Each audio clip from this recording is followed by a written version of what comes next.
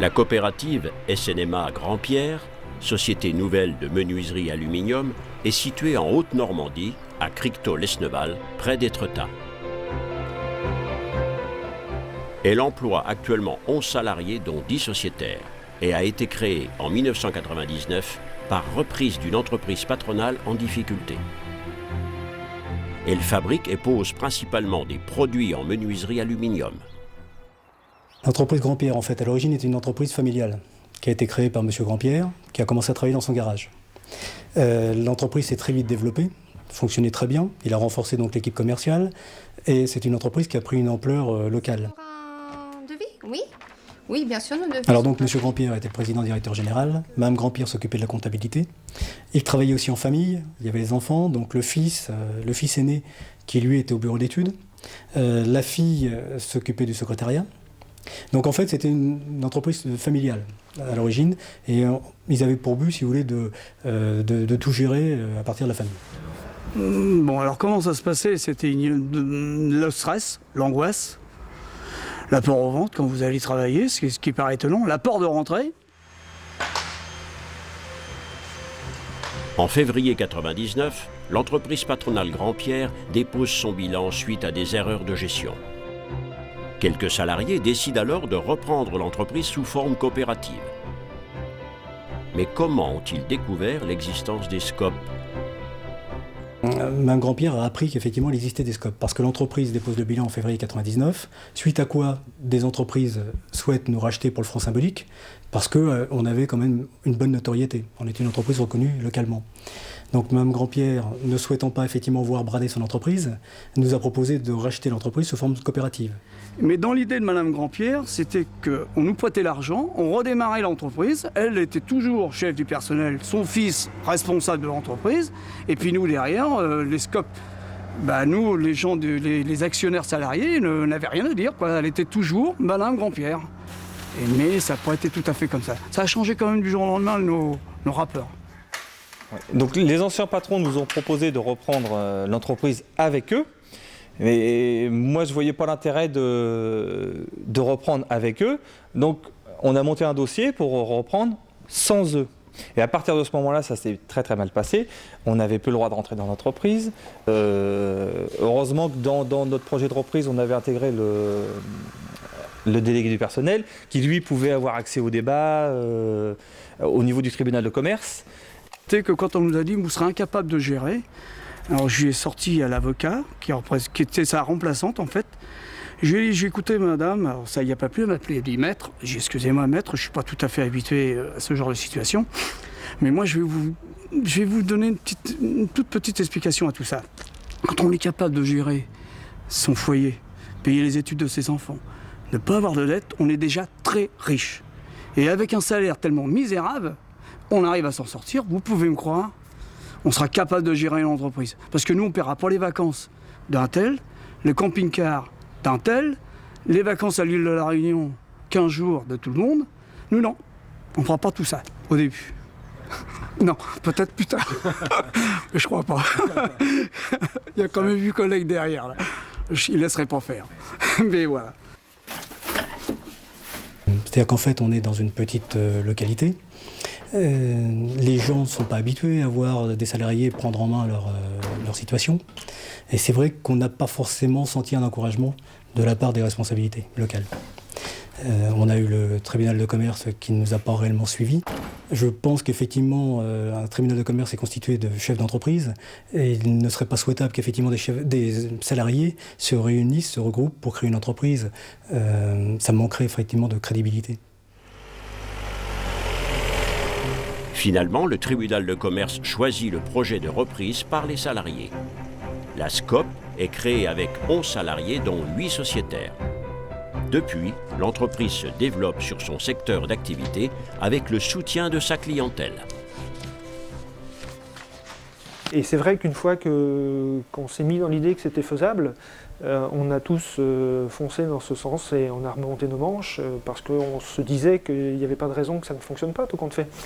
On avait tous suffisamment d'expérience, je pense, pour pouvoir espérer un bon fonctionnement d'une nouvelle entreprise.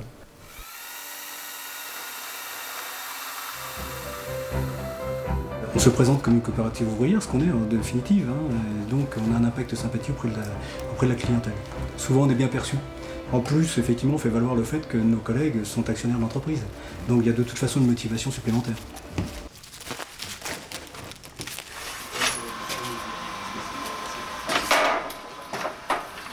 Nous sommes en train de poser une véranda sur une ancienne maison qui est un petit peu de fossé clair de partout.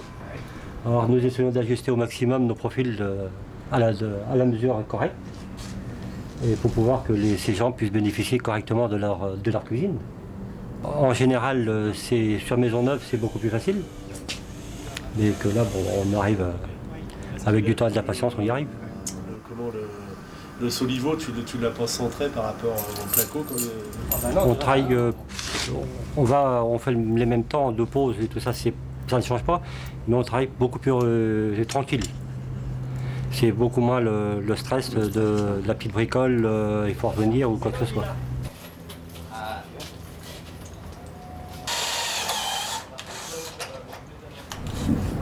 Bah, c'est très bon, la preuve, je veux peut-être m'engager à devenir actionnaire de la société, donc c'est que c'est bien, quoi. Ce qui fait la différence, c'est que si on a un chantier à finir, là, mettons ça qui part demain, si ce soir c'est pas fini, je vais rester pour le faire. Tandis qu'avant, si on me demandait pas, j'essayais de m'échapper, on essayait de trouver des subterfuges pour que ça parte pas le lendemain. On dit on n'a pas fini. Actionnaire, ça veut dire qu'à un moment donné, leur temps, on ne fera plus qu'il compte. On ne compte plus son temps, quoi. On a fini notre journée. Si on est chez un client à 5 heures, on reste encore chez le client. Parce qu'on ne s'exploite pas, parce que souvent, c'est quand on fait du supplément, c'est parce qu'on a parlé avec le client, parce qu'on ne quitte pas les clients en claquant la porte, comme on faisait avec M. Grand-Père, on avait tellement peu de temps, on était bien obligé de partir en courant.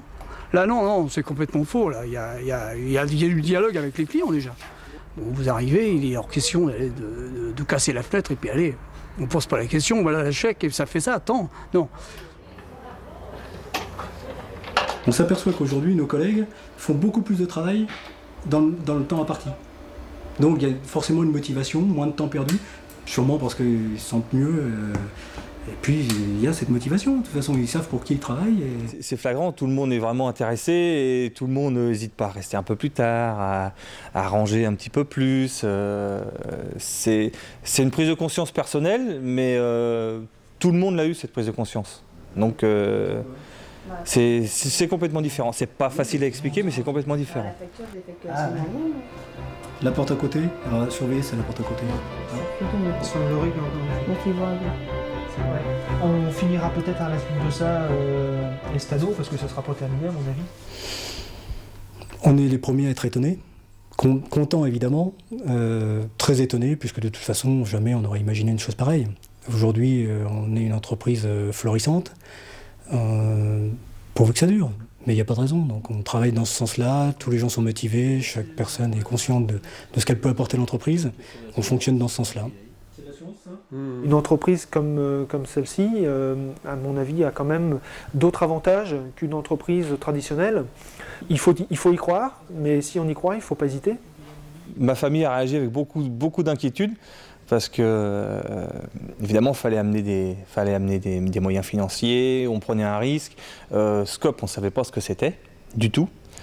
Donc, en ayant expliqué un peu, en ayant vu la première année les résultats, ça a levé tous les doutes, mais c'est vrai qu'au départ, Scope, c'est pas connu.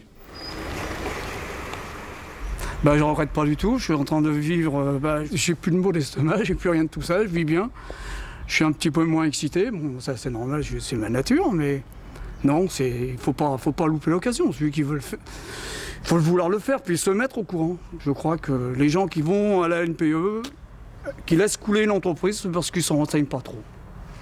Je pense qu'il suffirait qu'il y ait une information plus grande qui soit diffusée, même au niveau de nous, les scopes, de le divulguer même à des gens, les salariés, que vous savez, les gars, si ça ferme, il y a toujours une possibilité de vouloir s'en sortir. C'est clair. Mais la NPE, non, faut pas. La SCOP, oui. Sans le mouvement coopératif, à mon avis, on n'aurait pas fonctionné. Il y a eu, bon, pas à mon niveau, mais au niveau de la direction, il y a eu des stages pour former, donc il y a eu un réel soutien. Qui est toujours là, on est toujours suivi, on a toujours des bons contacts avec. On travaille avec la banque des SCOP, on a un comptable qui a été amené par les SCOP. On a toujours un gros soutien. Quand on a besoin d'un conseil, ils sont toujours là.